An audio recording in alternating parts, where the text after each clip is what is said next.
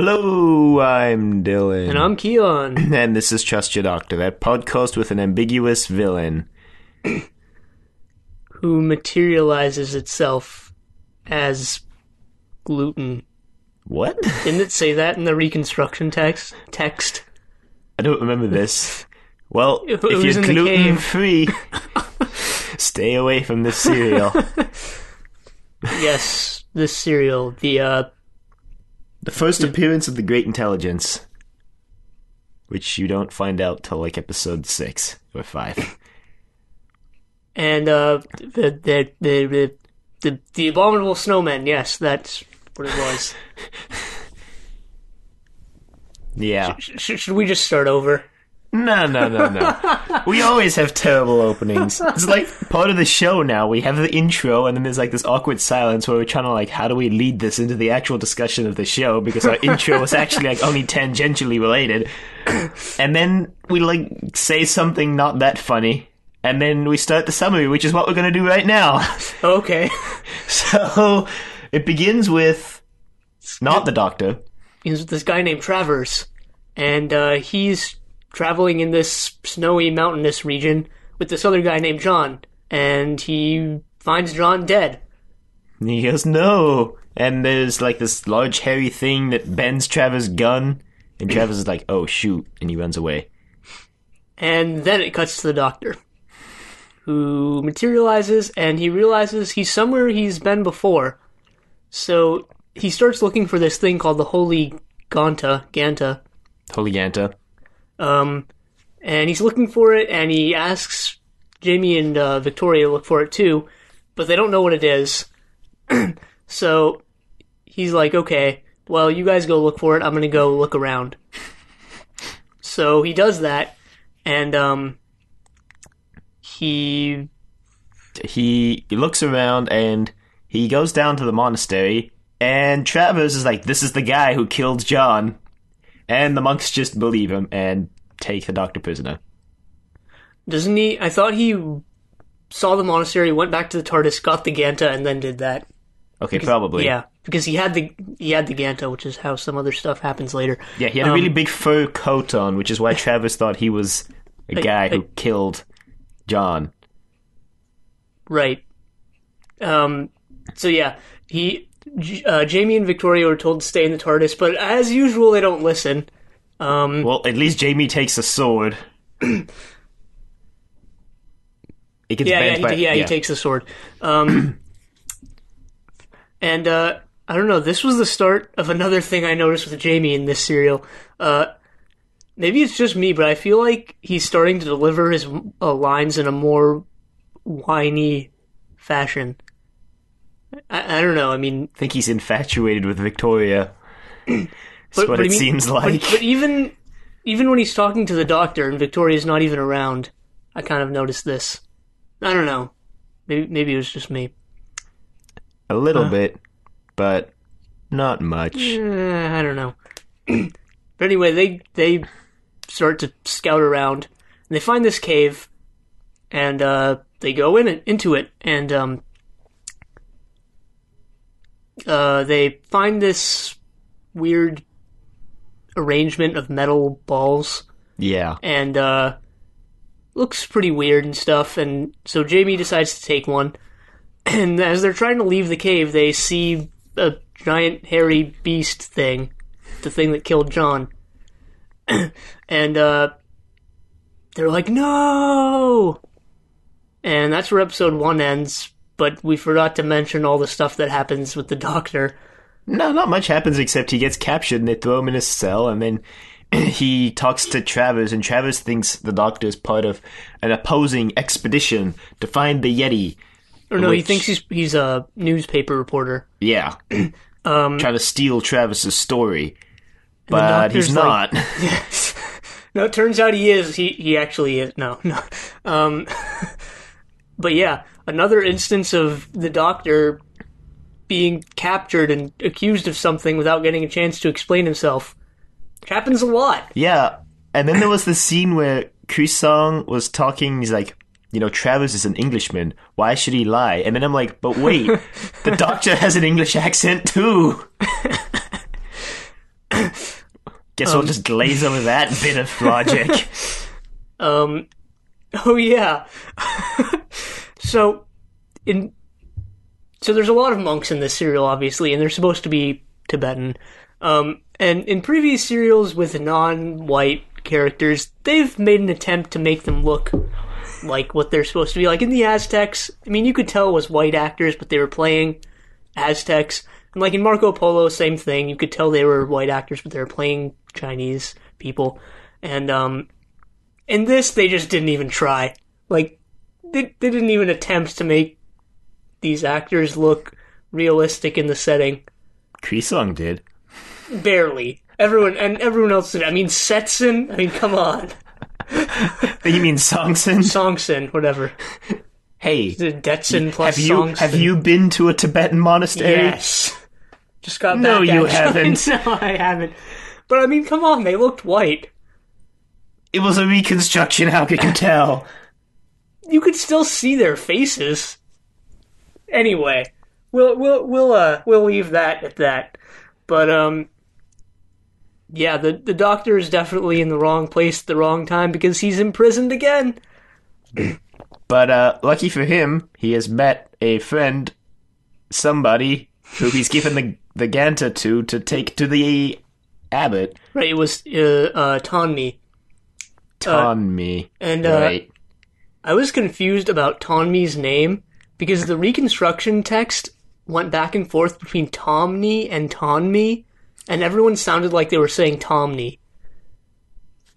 I don't know. And the same thing with someone who appears later in this serial. Padmasambhava? No. Oh, okay. Even though his name is pretty fun to say. Anyway, it was Songsen, because they sounded like they were saying Songsen, but the text said Songsten. Well, the wiki says Songsten and Tonmi. Yeah, I think we'll just go with that. But anyway, episode 2 starts back with Jamie and Victoria in the cave, and they decide to make a break for it, and as they're running... Well, first they decide to bury the the creature under a pile of rocks, because the cave is held up by a wooden pole, I guess. So Jamie smashes the pole, causing the styrofoam to fall. The styrofoam? What? It was clearly styrofoam. This part, episode 2, wasn't a reconstruction, so you could see this all happening, and it was just clearly styrofoam. Like, these were probably some of the worst rocks in the show so far, actually. Well, and whatever the case, Jamie and Victoria make a break for it, and they run into Travers while they're running away. Right, because Travers has decided to go find some more Yeti. And they accidentally let on with the doctor, and then Travers gets all suspicious, but then they're like, you know what, we don't even care about the Yeti, I'll show you where the cave is, just take us to the monastery first. And he's like, wait, so you're not reporters? And they're like, no! And Travers is like, oh boy, this is bad. So meanwhile, back at the monastery, the doctor has been tied up out front, and their logic is that when the Yeti come, because they inevitably will, I guess, that if they free the doctor, then he's with them, and if they kill him, then he's not. And but the doctor has given the Ganta to Tonmi, who shows it to the abbot. The abbot, Songsten. The abbot, whatever. What? Massacre of St. Bartholomew's Eve. No, it's not the first Doctor. Pretty trippy. They should have brought back William Hartnell to play the abbot. No. But yeah, he shows it to the abbot, and the abbot's like, "Oh no, we've made a grave mistake." And then Travis showed up and is like, "You've made a grave mistake." Well, then they get arrested, and then the guy comes like, "No, wait, guys, these are friends. Look, they brought back the Holy Ganta." And then Kison's like, say what? So they realize the doctor's not a threat, but then the Yeti actually show up, and they tangle with one. Right, they want to capture one because they want to know what's up and why the Yeti are attacking when they've always been peaceful. Yeah, there was a lot of funny scenes in episodes 1 and 2 that I wanted to mention at least. Like what? Like there was when they were searching for the Holy Ganta, Jamie pulls out some bagpipes, like, you never told me you had these, Doctor. And he's like, yes, I know. And he's like, I could fix these in an hour. And the Doctor's like, yes, I was afraid of that. and then there was the scene in episode 2 where Jamie was like, yeah, I've got a plan. And then the Doctor's like, oh, Victoria, come. Jamie's got a plan, we best leave now. And Jamie's like, hey, wait, Doctor.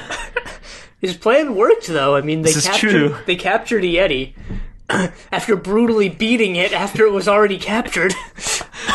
Yeah, well, the little sphere falls out and, like, rolls away. Yeah, I like how the monks are always... They mention the monks are peaceful, like, a bunch of times throughout this entire serial, yet they're quick to turn on each other. That's because they're warrior monks. Okay, yeah. I felt like... I wasn't sure of this, but I felt like one sect of them was like the warrior monks, and then another sect was the regular monks. I thought there was the army and the not army. The army and the civilians. Yeah. Okay. So yeah, they've captured a Yeti, and yeah. And that's where episode 2 ends, because they lost the sphere, and the Doctor's like, this isn't a Yeti, this is a robot. And Travis like, what? Yeah, that's where the serial took a turn for the interesting. Because I wanted to say episode 1 was pretty slow-paced, barely anything happened, and probably could have been condensed into another episode, to be honest.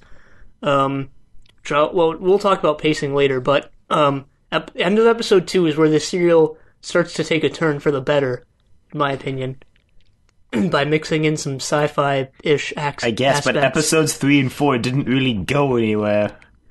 Plot-wise, they were kind of just the Doctor faffing around with the robot.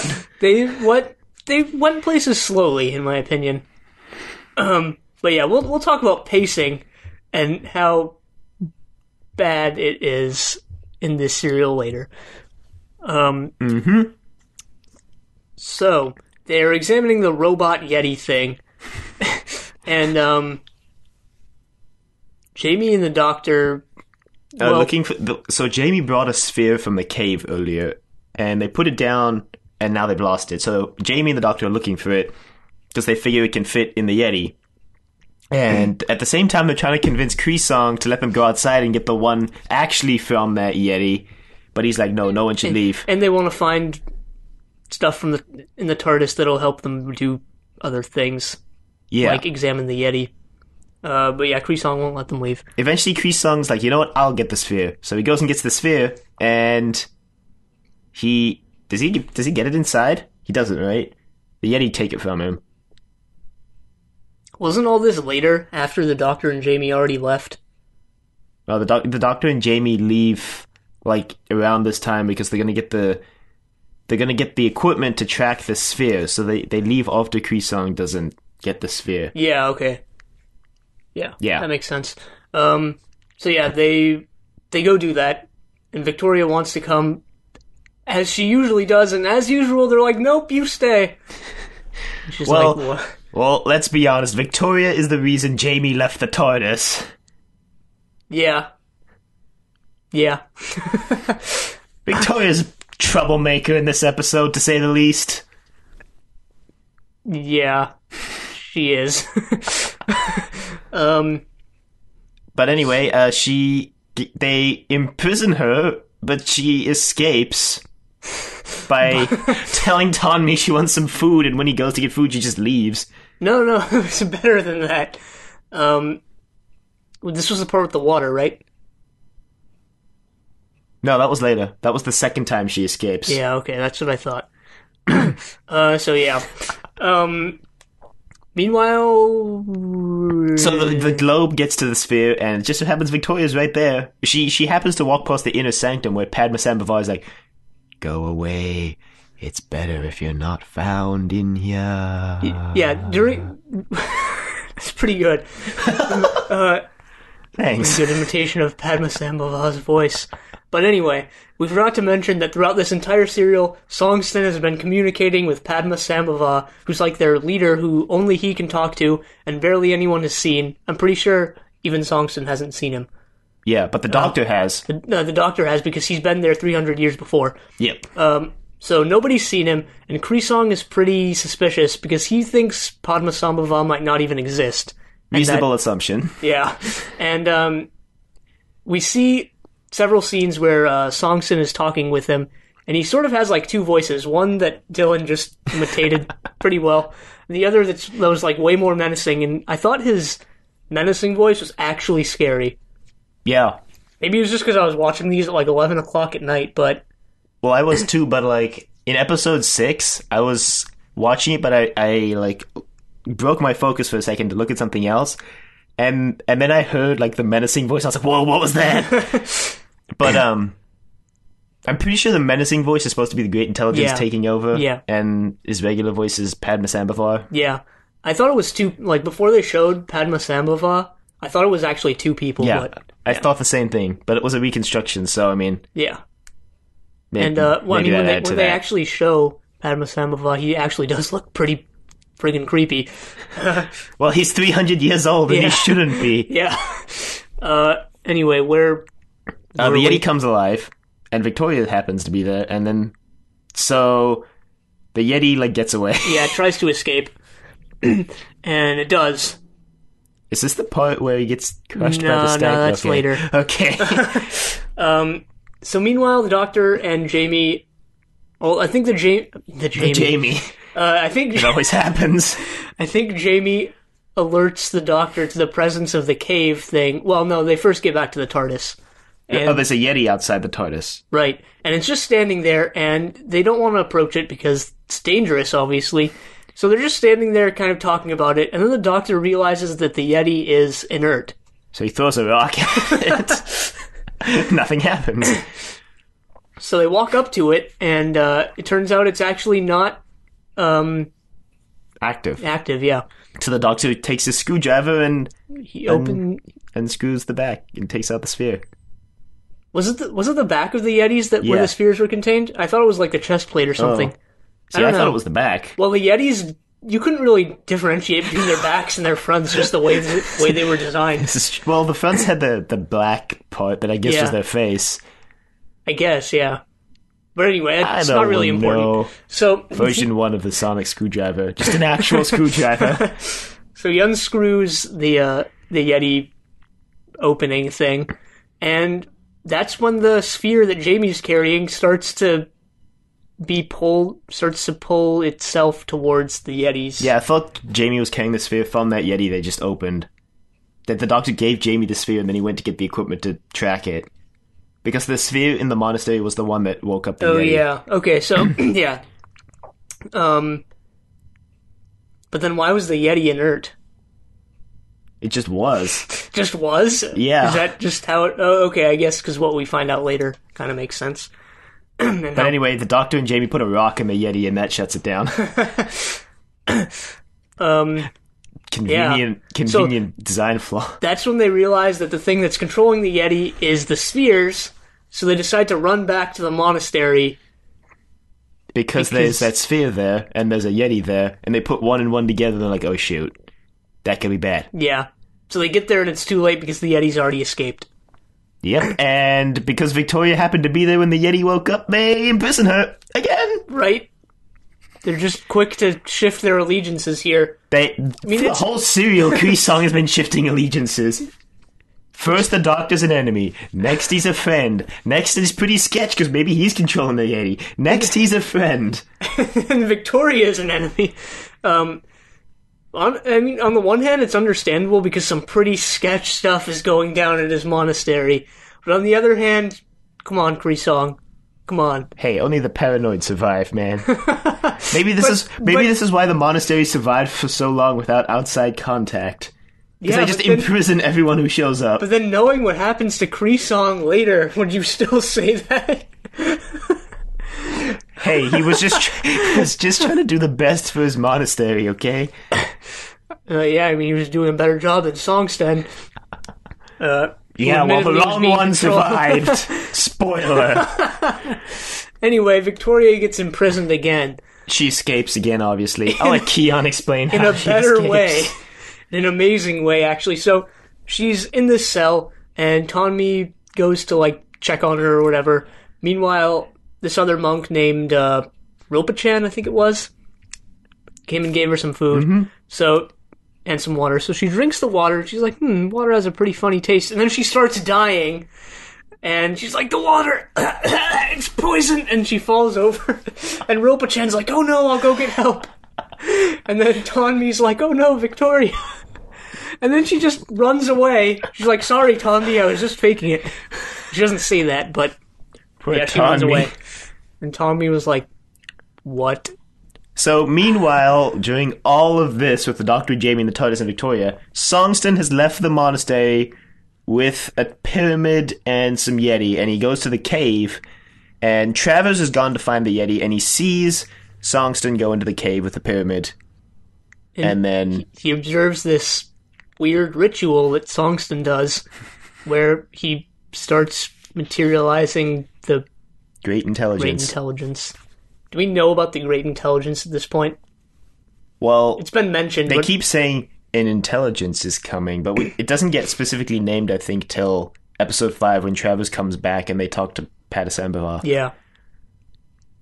Which is what happens next, I think. No, Victoria goes into the inner sanctum. Oh, yeah. And, so, at the end of episode 4, the, creepy voice tells Victoria to come in because she has no alternative.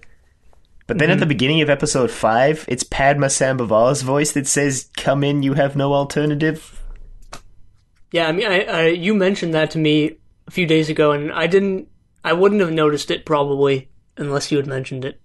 Well, maybe because I didn't watch 4 and 5 back to back, but... Well, neither did I, but I had to look up the line at the end of episode 4 because I just couldn't understand the creepy voice saying it. So I looked it up to find out what it was, and then when I watched episode 5, I could understand the line, and that's why I noticed, was because I could understand it. Yeah.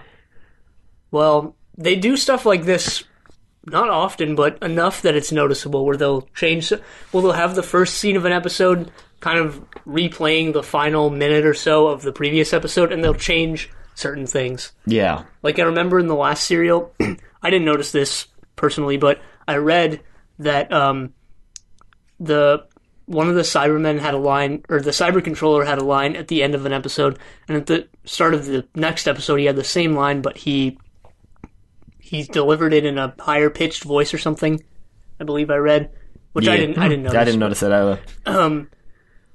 But yeah, they have this weird continuity stuff pretty often. Guess you can just write it off, I guess, since it's so minor. Yeah, there are worse things they do on this show on a regular basis. Like destroying the episodes and forcing us to watch these things. It wasn't just Doctor Who they did that with. Yeah, okay. There was that football-themed soap opera where they destroyed all the episodes. No, I understand why they did it. Space. And time. Anyway, so the Doctor comes back, and the Yeti have attacked more, and they knock over a statue of Buddha. Statue of Buddha. The irony. That falls over and crushes Rin-chan. Who we haven't mentioned at all up until this point, but he's been pretty important. Relatively. Well, he was a named monk, so... Yeah, well, he gets killed by being crushed by a statue. Officially the coolest way to die so far. At least the most memorable. What about the guy who got a sword thrown at him in the Crusades? Oh, okay, well, that was that guy. But yeah. So Kusan's like, okay, you know what? Let's leave. So, yeah, because Padmasambhava has told the abbot to get all the monks to leave. But they don't want to, but now they do. So the Doctor's like, well, you know what? It's pretty sketch that Padmasambhava is alive. It's been 300 years, so you know what? I'm gonna go talk to him. And this is the part where Padmasambhava is like, you know what? The Great Intelligence is taking over my body, and he's in control now. When you say it like that, it sounds pretty stupid. Well, that is what it is, though. I know, but he said he gave his monologue in such a way that it didn't sound as dumb as that, but I guess it actually was. But yeah, I wanted to mention that Padmasambhava, his regular voice was barely audible because of how quiet it was, and I had to turn up my volume really high during his monologue about how when he reveals the Great Intelligence, and then you got hit with the creepy voice, and you're like, ah! My ears! I don't remember if it was the creepy voice necessarily, but yes. Rest in peace, Kiyan's ears. So yeah, the doctor realizes what's going on, and I thought Padmasambhava died here, but I guess not, because He faked it. He faked it? Yeah, that's what I thought. He faked it to scare the doctor into leaving the monastery. Oh, did they actually say that? No, that's just what I assumed. Kind of makes sense, but yeah, no, kind of just what I assumed. Yeah, okay. I mean, all right. So the doctor's like, well, you know what, guys, this is pretty sketch. And Trevor's like, I saw Songston up there with a pyramid. And then the doc's like, well, this just got way worse. Why didn't you mention that before? We forgot to mention that Trevor's lost his memory. Yeah, he just remembered it. Convenient memory loss. And Victoria's in a trance that Padmasambhava put her in. Oh, yeah, and she just keeps going, Doctor, there's danger here. You have to take me away. Take me away. And the doctor dehypnotizes her. Apparently he knows how to do that. I thought it was pretty funny. Wasn't there that scene that the first doctor hypnotized someone, like, way back when? What serial was that in? I don't even remember, but I'm pretty sure it happened. Somebody listen to all our old episodes and tell us. Rewatch the entire show up until this point. I vaguely remember that. Kind of, I think. Maybe. But yeah, there was that scene where Jamie was like, I didn't know you could hypnotize people, Doctor. And the doctor was like, yeah, neither did the person who hypnotized Victoria. A lot of funny lines in this serial. So yeah, they decide to go track down Songston because he's off destroying the world as they speak. Well, he's back at the monastery at this point. He's in the inner sanctum again, talking to Padmasambhava, and then he's like, "Oh, you know what? So Krisong shows up. He's like, Songston, this is pretty sketch." And then Padmasambhava somehow convinces Krisong to drop his spear, and then Songston picks it up and stabs Krisong in the neck. Yep, Krisong dies. and then the monks turn on Songston. I mean, reasonably, it's understandable. They're pretty quick to turn on people, but it's understandable at this point. Well, Songston also just killed one of them. Yeah, and the doctor comes in and he's like, "No, we mustn't turn on each other." And Songston's like, "Yeah, guys, what are you doing?" So they don't kill Songston. Well, the doctor's like, guys, Songston wasn't under his own control when he did this. And the monks are just like, okay. Yeah, apparently Songston also is under control from the Great Intelligence. Or just hypnosis by Padmasambhava. I guess. Which, I mean, is vicariously the Great Intelligence. Okay. He wouldn't be doing any of this if it wasn't for the Great Intelligence. And he would be dead if it wasn't for the Great Intelligence. Alright, so all the monks leave and they're like, yep, nope, we're out. And the dog's like, alright, Tonmi, Victoria, Jamie, let's beat this thing. So they go into the control room and Padmasambhava gives this... First the doctor goes in first and screams in pain. Yeah. There was that. He tells everyone else to stay outside and not come in. Doesn't he tell them not to come in no matter what they hear? Or something like that? Yeah, to wait like a minute. Yeah. And then dash for the control room. So they hear his screams and they rush in, obviously. Victoria tries to hold him back, but she fails. And Jamie and Tonmi, I think, go into the control room, which is behind Padmasambhava's throne. And they start destroying things. Which works. Because a bunch of Yeti are, meanwhile, heading towards the monastery. And we forgot to mention that Padmasambhava is controlling the Yeti with tiny Yeti models. On a chessboard. Well, I thought it was a chessboard. It looked like a chessboard, kind of. So the Yeti are marching on the throne room. And then Victoria tries to knock over all the Yeti models, but Padmasambhava stops her. And I guess creepy hands. Anyway, we'll talk about his design. The doctor's mentally battling the Great Intelligence. And then Jamie knocks over the Yeti models and kills all 5 of them. Well, all 4 of them and one later. 4, and then the one we find out later. Yeah. Which makes 5. Then the doctor tells Jamie to destroy the pyramid and kills the Great Intelligence and Padmasambhava. Yep. And okay, I was confused about what happens next. Was the mountain they were on a volcano? I guess. Because it says, because you see this obviously still screenshot of what looks like a volcano erupting, and the text says the mountain explodes. Well, maybe it's all of that gluten. Because the gluten stuff that apparently was the Great Intelligence's physical form was covering the mountain, and I didn't know if it was that exploded, or if it was like a volcano erupting, or if it was like both. I mean, I was just like, what is going on here? I guess it was just the stuff exploding. I mean, now that I think about it, the volcano idea is pretty stupid. I mean, I was watching this pretty late, and I was like, yeah, that's probably a volcano. But, I mean, I don't know. I just don't have any idea. So Padma Sambhavar dies, which is actually probably a good thing, since, I mean, he dies like, at last, finally, peace. Which made me think, like, the Great Intelligence has been keeping him alive for 300 years, and he's actually just a regular human. Yeah, that's what I thought. And then I was like, hey, at least he finally got to die. Yeah, I mean, I interpreted his line in two ways. Like, one, the Great Intelligence is done for, so, like, it can't take over the world anymore.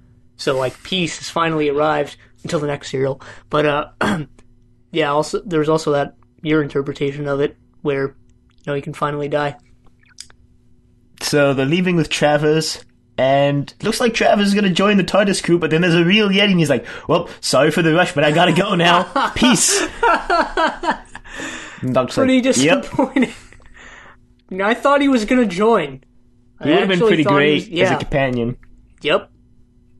And right up until the last 30 seconds of this serial, I was like, you know what? Travers is going to be a pretty cool companion. Nope. Nope. Thanks, writers. Like that time they killed off, Katerina. Sure. Sarah. Except she wasn't. Well, it was Katerina, cool. And there was Sarah, and there was... What was his name? 2 serials ago? 2 serials? That was, The Evil of the Daleks. The mute guy. The Turk. Yeah, what was his name? Wow. Kemmel. I was going to say, you were so torn up about him dying, and you couldn't even remember his name. Yeah, no, it was Kemmel. They didn't really hint at him being a companion too much. Well, the wiki does make a mention of featuring Edward Travers, so maybe he returns. Spooky. As a ghost. No. There was also What's-Her-Face from the Faceless Ones, who they hinted at as being a companion and then wasn't. Yeah, what was her name? Whatever. Stephanie, I want to say, but I don't Stephanie? think. Started with an S. Sarah Kingdom. No, it wasn't Sarah Kingdom. Yeah, whatever. So the serial ends with the TARDIS leaving. Off to new adventures in the next serial. What was the little funny quip they gave at the end? There was something about Jamie asked the doctor not to take them somewhere so cold next time because he's wearing a kilt through all of this. Yeah, well, at the start, Victoria's like, you should put something warm on Jamie. And he's like, nah, I'm a Highlander. I can handle it. And he goes outside and he's like, I lied. But he still keeps his kilt on. The dedication, though. So yeah, this serial had pacing issues.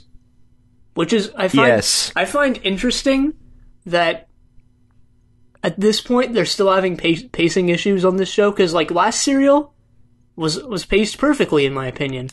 There wasn't really a wasted moment in that serial. Yet this serial, episodes 1 through 3, 1 in particular, were pretty drawn out, and I felt could have been condensed down into 2 episodes at least. There were a lot of things that could have been cut out in this episode. Like the Doctor and Jamie going to get the equipment from the TARDIS ended up being completely useless because they never used it. It was just an excuse for them to make the serial longer. And to get Jamie and the Doctor out of the monastery. Well, that and I guess they wrote it in to have them find out that the spheres are controlling the Yeti. But they could have had that happen in a different way. Yeah. In like possibly in the monastery. Yeah, in another part of the monastery. And episode 1 was just... Sure, there were a lot of clever lines, but there was a lot of just nothing. I mean, there were scenes with the Doctor pacing around a cell room, and scenes with Jamie and Victoria walking through the snow, or I assume, because it was just reconstruction-ish stuff. They should have shoehorned in the monk. Added a secondary villain like they did with the Dalek master plan. Just because they're monks in the monastery? Well, if they did, he probably... I can't take the monk seriously after the Dalek's master plan, because they did shoehorn him in as more of a comic relief character than anything. I guess that's why they never brought him back. Yeah. I mean, I'd just be like, the monk! He's back to do funny things and fail. And then he kills the Doctor, and you're like, whoa! Oh, shoot! But no, this serial, even in the later episodes, still felt kind of drawn out. Maybe that was just because the first few felt drawn out, and so it never really hit its stride till episode 5 or 6. I think part of that was the fact that you didn't know who the villain was till 5 or 6. And like 3 weeks ago, we're like, hey, it's pretty cool if you don't know who the villain is. But at least in those serials, we knew what the villains wanted to accomplish. In this one, even at the end, like, what did the Great Intelligence want? We don't know. The Doctor just killed it before he could tell us. Maybe they just killed this benevolent being who just wanted to give humans, like, immortality. What? And the Doctor just killed it off. Like, we don't know. On the one hand, it's more realistic that the villain doesn't give this, I'm a villain and this is what I want speech before it dies. But on the other hand, it makes it worse, because, like, the show's not supposed to be realistic. We're talking about a 450-year-old alien traveling in a police box. It's bigger on the inside, but can travel through time and space. With a dude from Highland, Scotland, and a lady from 1800s England. Yeah, good point. But anyway, there was that monologue with Padma Samava where he vaguely explained the Great Intelligence's motive, but basically he just said that it was bad. Yeah, that's all we knew for this whole serial. And I was just like, some people like this serial, and I don't see why. Like, it's okay, it's not bad, like, I wouldn't say I disliked it, but, like, you just... what's going on? I personally still liked it. I mean, even though, I think it was a mistake not to really have the villain have a motive at all other than I'm evil.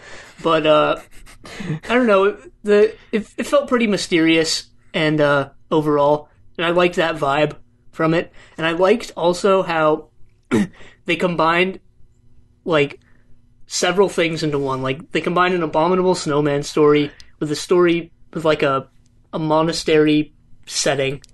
Meanwhile, they also had, like, sci-fi elements where you find out the snowmen are robots, and there's an evil alien thing trying to do stuff. Is the Great Intelligence alien? Well, Padma Samava says he encountered it in, like, a state of meditation or something.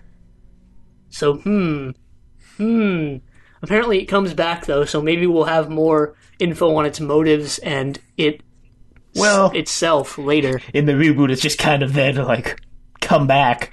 And then the Doctor defeats it again. And then it shows up again to try to screw over the Doctor. And it basically succeeds. But I won't say anything more about that. Revenge of the Great Intelligence. No, should be the name of the episode, but it's not. The Great Intelligence is apparently a great old one, which puts it in a category with the Animus. Another ambiguous villain that I liked, actually. Well, at least in that one you knew what was going on. Like, there was the war between the Notria and the Zarbi. Yeah, the Zarbi. That the Animus was controlling. Yeah. In this one... it's a sketch monastery. But yeah, back on the issue of pacing, I'm surprised that we still have serials with bad pacing like this one, because we've recently been having serials with pretty good pacing, like Tomb of the Cybermen, Evil of the Daleks, and the Faceless ones were all pretty good in terms of pacing.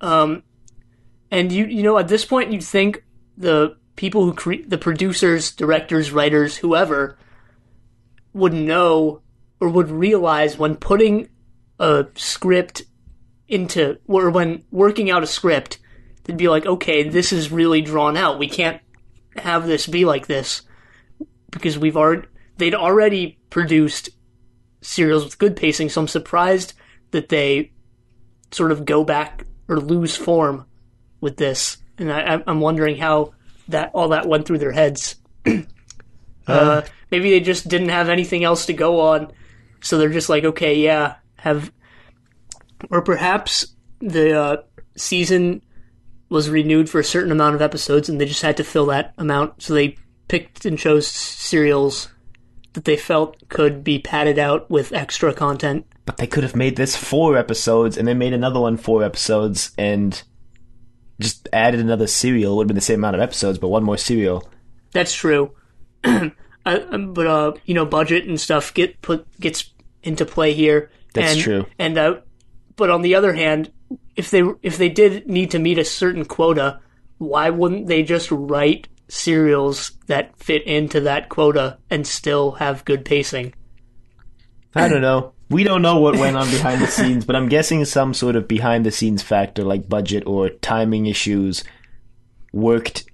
usually is what works into why some of the serials end up being badly paced. And now that I think about it, actor vacations might also play into this. This is true. Because there are often episodes where a certain character isn't present, and it's usually because they're on vacation. Well, no one was absent in this serial. Not in this serial, but it's happened before. Right. And that might play into it. They might just be like, okay, this person's going on vacation at this time, so we need to have an episode that they're not in, so let's shoehorn this extra plot point into this serial. Yeah, and then they have to end up resolving that plot point, which just... Sometimes they don't. It's true. Sometimes it ends up with a companion leaving. Dodo. Steven. Yeah, speaking of companions, I feel like they're setting up something romantic between Jamie and Victoria. Like they did with Ben and Polly that they never followed through on. Or vaguely followed through on. Barely. I wouldn't even say they vaguely followed through on it. I'd say they hinted at the fact they might have followed through with it, and then didn't. But yeah, that might go somewhere, possibly. Or not. I wouldn't be opposed to it. I wouldn't be opposed to it, but at the same time, I wouldn't be surprised if it didn't happen. I'd be opposed to it if they wrote it really badly. Yeah. Actually, same. It's a possibility. If it felt like a natural development of their characters, I wouldn't be opposed to it. Not like Barbara and Ganatus from the Daleks. Somehow I still remember that. Those final 5-minute love sequence, go! Yeah, I also wanted to talk about designs in this serial. Costume designs in particular. Well, we already talked about the sort of set designs. The styrofoam cave, anyway. Meh. Padma Sambhava looked creepy as heck. He almost reminded me of Emperor Palpatine. Well, they are both really old people who are mysteriously controlling a group of people from behind the scenes. This is true, yeah. They captured a 300-year-old human pretty well. Yeah, I mean, his face definitely looks old to the point where he's like, falling apart. Old. And his hands were pretty creepy. I mean, they were almost reptile-like. And when you see his hands before you see his entire body or face, and like they almost look like a lizard-human hybrid thing. Maybe just because it was. Maybe it was because it was black and white, but like his nails were like filed into points. And as he was moving the Yeti models around, I was like, "Wow, that is pretty creepy." And it was even further augmented by his or the Great Intelligence's creepy voice, which ultimately made Padma Sambhava pretty creepy dude. Yeah, I agree. And we were talking about the Yeti designs earlier a little bit, and they were interesting for Yeti, because, like, that's not what you normally see Yeti portrayed as. They just look at big hairballs. Yeah, with oddly bird-like feet. Did you notice that? Their feet No, looked... I was too busy looking at their strange black area that formed their face, or what I assumed was their face. Yeah. I mean, you couldn't exactly tell what was going on with them, but their feet looked bird-like. I mean, it was kind of strange. Yeah, I could see that. And there was animation in this again. And, CGI. Yeah, and it was just the Yetis. And honestly, I feel pretty mixed about what they did with the Yeti animation, because on the one hand, their fur texture looks pretty bad. Like, you have to admit, it doesn't really look good at all. But on the other hand, I thought they got the Yeti walk down pretty well. Yeah. Like, when I first saw the animation, I was like, yeah, that's not really that good. The walk is really stiff and everything. And then I remembered that their walk actually is like that, and I was like, wow, they did that pretty well. Yeah, well, animating fur is like one of the hardest things to do, because so many hairs, and they were working on a budget of like 0. Sully. Monsters Inc.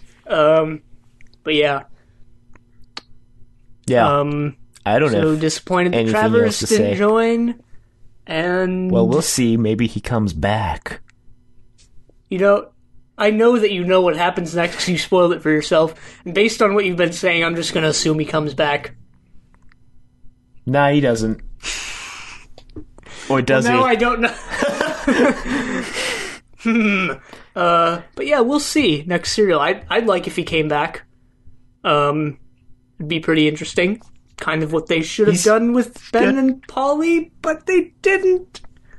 Well, they had that whole time traveling thing in that one. Yeah. Where the show got all time travel on us. And time travel became an integral plot to the episode, which it usually isn't. Surprisingly enough.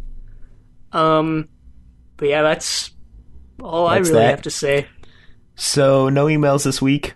But you can email us at thedoctor@decorativevegetable.com. Do you happen to remember what cereal it was that the first Doctor hypnotized that dude in? Then email us, because we don't remember. You can check out the website, decorativevegetable.com. We've got death count, kill count, which will be updated to reflect Jamie's massacre of robot yetis. Check us out on iTunes, and rate us on iTunes, because that's cool, and you should do that. And check us out on Facebook. Trust Your Doctor on Facebook. Like us for cool facts. Yeah. And next week we have the Ice Warriors, another snow-themed serial, I guess. And I guess Jamie doesn't get to go somewhere warmer next week, but yeah, until then, the end.